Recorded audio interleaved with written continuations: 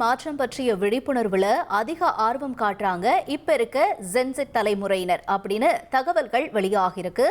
இதை பத்தி நாம இப்ப விரிவா பார்க்கலாம். ஜென்சி தலைமுறையினர்கள் உடைகளா இருந்தாலும் சரி, உறவு முறைகளா இருந்தாலும் சரி, அணுகுமுறைகளா இருந்தாலும் சரி, எப்பவுமே ஒரு விதமான எதிர்மறை விமர்சனங்கள் எழுந்துட்டு தான் வரும். ஆனா இப்ப நாங்க அப்படி இல்லை, எங்களுக்கும் சமூக பொறுப்பு இருக்குன்னு வெளிக்காற்ற விதமா ஒரு தகவல் வெளியாகிருக்கு. அது என்னன்னா, அதாவது பருவநிலை மாற்றம் தொடர்பான விழிப்புணர்வு ஏற்படுத்துறதுல ஜென்சி தலைமுறையினர் அதிகம் ஆர்வம் காட்டுறாங்க அப்படிங்கிறது தான். இயற்கையான வாழ்வியல் முறைகளுக்கான சந்தேகங்களை தீர்த்து வைக்கும் வி நேச்சுரலிஸ்ட் தளம் புதிய ஆய்வை நடத்தியிருக்காங்க. அதுல இயற்கை பேரழிவுகள் பற்றிய விழிப்புணர்வு ஏற்படுத்துறது, அதாவது வெள்ளம், வெப்ப அலைகள், பனிப்பாறைகள் உருகுதல், இந்த மாதிரியான விழிப்புணர்வை ஏற்படுத்துறதுல சரி, இயற்கை சம்பந்தமான விழிப்புணர்வுகளை ஏற்படுத்துறதுலயும் சரி, ஜென்சி தலைமுறையினர் அதிகம் ஆர்வம் காட்டுறதா சொல்லப்பட்டிருக்கு.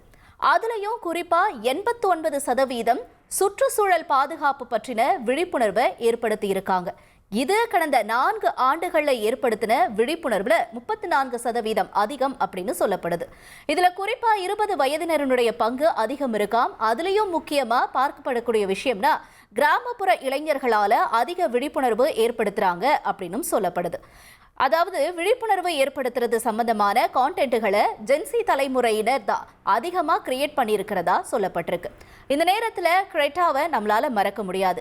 இவங்க ஸ்வீடனை சேர்ந்தவங்க. அதே மாதிரி உலகளாவிய காலனி இயக்கத்தினுடைய முகமாகவும் இருக்காங்க. தொடர்ந்து ஆஸ்திரேலியாவில் நிலக்கரி சுரங்க அனுமதிகள் குறித்து அரசாங்கத்துக்கு எதிராக பெடரல் நீதிமன்றத்தில் வழக்கு தொடர்ந்த இளம் ஆர்வலர், கனடாவை சேர்ந்த காலநிலை ஆர்வலர், இந்த மாதிரி பல பேர் இருக்காங்க. இந்தியாவிலையும் சுனிதா நரேன் காலநிலை தொடர்பான வலுவான குரலை பதிவு செய்கிறாங்க. இவங்களோட சேர்ந்து ஏராளமான ஜென்சி தலைமுறையினரும் விழிப்புணர்வை ஏற்படுத்திட்டு வராங்க. அதாவது இன்ஸ்டாகிராம்ல, யூடியூப், ஃபேஸ்புக், பிற சமூக வலைத்தளங்கள் மூலமா வீடியோக்களை பதிவு செஞ்சு வெளியிடுறது மூலமா சமூகம் சார்ந்த பார்வைகளும் இயற்கை சார்ந்த எண்ணங்களும் அதிகமா மக்களை போய் சென்றடைது அப்படின்னு சொல்லப்படுது. குறிப்பா எந்தெந்த மாதிரியான விஷயங்களை இவங்க ஆர்வம் காட்டுறாங்கன்னா, மரம் நடுறது, பிளாஸ்டிக் பயன்பாடை குறைக்கிறது, கழிவுகளை அகற்றுறது, மறுசுழற்சி செய்யறது, ஏரிகளை தூய்மைப்படுத்துறது, விவசாயம் தொடர்பான விழிப்புணர்வு, இயற்கை உணவு முறைகளுக்கு முக்கியத்துவம் கொடுக்கிறது, நீர்நிலைகளை சுத்தம் செய்யறது, இந்த மாதிரியான வீடியோக்கள் உண்மையாவே மக்கள் மத்தியில ஒரு சமூக பொறுப்புணர்வை ஏற்படுத்த வழிவகுத்திருக்கு. முன்னாடியும் இந்த மாதிரியான விழிப்புணர்வுகள் இருந்துச்சு. அதாவது பேரணி போறது, போஸ்டர்கள் ஒட்டுறது அப்படின்னு அரசாங்கம் அதிக கவனத்தை கொண்டு வந்தாங்க. இப்பவும் அது நடந்துகிட்டு தான் வருது அப்படிங்கிறதுல எந்த சந்தேகமும் இல்லை. ஆனாலும் தொழில்நுட்ப வளர்ச்சி மூலமா இந்த விழிப்புணர்வு இன்னும் அதிகமாக இருக்கு அப்படிங்கிறது தான் இங்க சொல்லப்பட்டிருக்கு. எளிய சமையலறை பழக்க வழக்கங்கள் மூலமா வீட்டு கழிவுகளை எவ்வாறு பாதியா குறைக்கலாம், அப்புறம் இந்த மாதிரியான ஷார்ட் வீடியோக்களை அதிகமாக பதிவு செய்கிறாங்களாம். உரம் தயாரித்தல், மண்புழு வளர்ப்பு, அப்புறம் குறைந்த கழிவு வாழ்க்கை முறைகளை கவனம் செலுத்துகிற பல வீடியோக்களை இப்போ இருக்கக்கூடிய ஜென்சி தலைமுறையினர் பதிவு செய்கிறாங்கன்ற தகவல்கள் வெளியாகிருக்கு. இதெல்லாம் அவங்களுடைய ஃபாலோவர்ஸை அதிகப்படுத்தவோ இல்லைனா வருமானம் ஈட்டவோ அப்படிங்கிற மாதிரியான கருத்துக்கள் முன்வைக்கப்பட்டாலும் அதில் ஒரு சமூக விழிப்புணர்வு இருக்கு, இயற்கையை பாதுகாப்பு பற்றி ஒரு சிறு விழிப்புணர்வு இருக்கு அப்படிங்கிறதும் இங்கே மறுக்கப்படலை.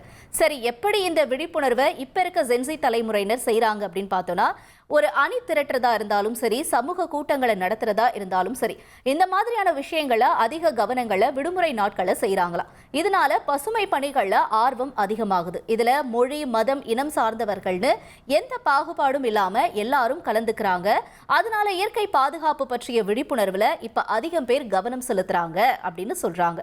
சிறு துளி இங்க கொஞ்சம் கொஞ்சமா பெரிய மாற்றங்களுக்கு உறுதுணையா இருக்கு அப்படின்னு சொல்லப்படுது. இதை ஒவ்வொரு தனி மனிதனும் இயற்கையை பாதுகாக்க முடிந்த அளவு முயற்சி செய்யணும் அப்படிங்கிறது தான் சமூக ஆர்வலர்களோட கோரிக்கையாகவும் இருக்கு.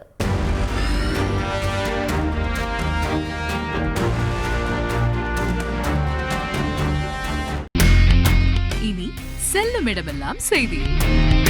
தந்தி டிவியின் வாட்ஸ்அப் சேனலை ஃபாலோ பண்ணினா செல்ல இருக்கும் இடமெல்லாம் செய்தி. இதோ QR கோட், இப்பவே ஸ்கேன் பண்ணுங்க, ஃபாலோ பண்ணுங்க.